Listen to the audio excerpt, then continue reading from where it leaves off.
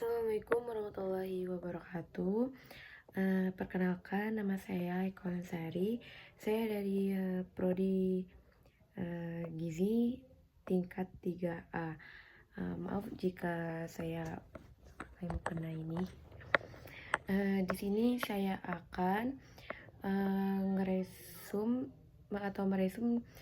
jurnal yang telah saya cari tentang yang berjudul efek polimorfisme genetik terhadap respon nutrisi dalam perspektif nutrigenomik atau sebuah tinjauan. Pertama-tama saya akan membahas pendahuluannya. Nutrigenomik adalah cabang ilmu yang mengkaji interaksi antara nutrisi dan genetik, khususnya bagaimana nutrisi dapat memengaruhi ekspresi gen dan bagaimana variasi genetik dapat mengubah respon tubuh terhadap zat gizi. Dalam beberapa dekade terakhir, penelitian nutrigenomik berkembang pesat dan menandai era baru dalam pendekatan nutrisi yang lebih personal atau presisi.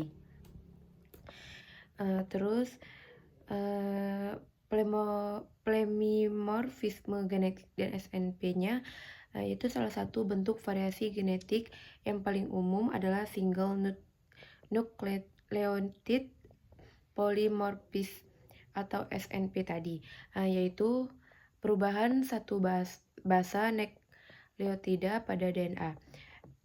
SNP sangat penting dalam memengaruhi perbedaan individu dalam metabolisme zat gizi, sensitivitas makanan, dan risiko kesehatan. Jadi, SNP tidak menyebabkan penyakit secara langsung, melainkan memengaruhi bagaimana gen bereaksi terhadap nutrisi dan lingkungan. Banyak SNP yang ditemukan terkait dengan metabolisme vitamin, mineral, lemak, dan karbohidrat. Polimorfisme ini dapat memicu perbedaan signifikan dalam kebutuhan nutrisi dan respon terhadap diet tertentu.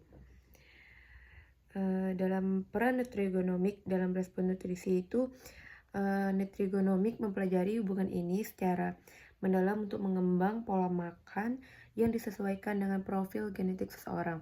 Hal ini memberikan potensi untuk diagnostik risiko penyakit lebih awal, penyesuaian diet yang tepat untuk mengoptimalkan kesehatan, pencegahan penyakit kronis seperti obesitas, diabetes tipe 2, penyakit kardiovaskular, dan beberapa jenis kanker.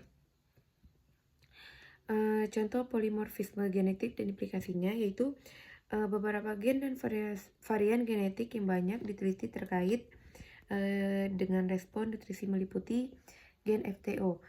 Gen FTO ini yaitu polimorfisme pada gen ini berhubungan dengan risiko obesitas. Individu dengan varian risiko FTO cenderung memiliki kecenderungan lebih besar untuk mengalami kenaikan berat badan. Yang kedua yaitu gen yang terkait dengan intoleransi laktosa.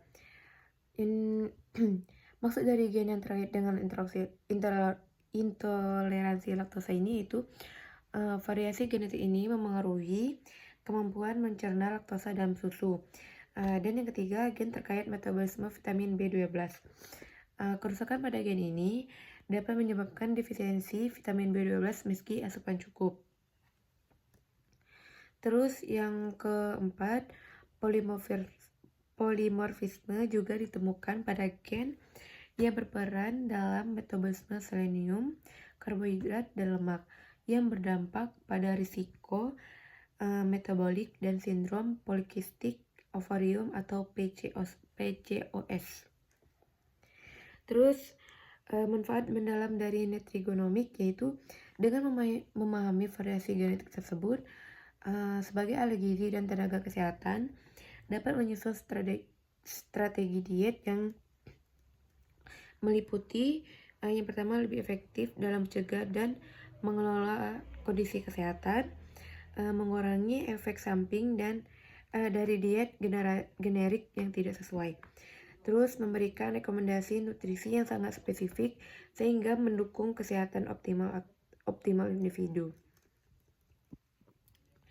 Terus tantangan dan prospeknya, yaitu walaupun Nutrigenomics menawarkan berbagai manfaat, ada beberapa tantangan yang perlu diatasi, yaitu keterbatasan dalam pemahaman interaksi gen dan nutrisi pada populasi yang beragam secara genetik, ketersediaan teknologi dan biaya dalam penerapan tes genetik secara luas, kebutuhan edukasi dan pelatihan tenaga kesehatan dalam menerjemahkan data genetik ke praktik klinis.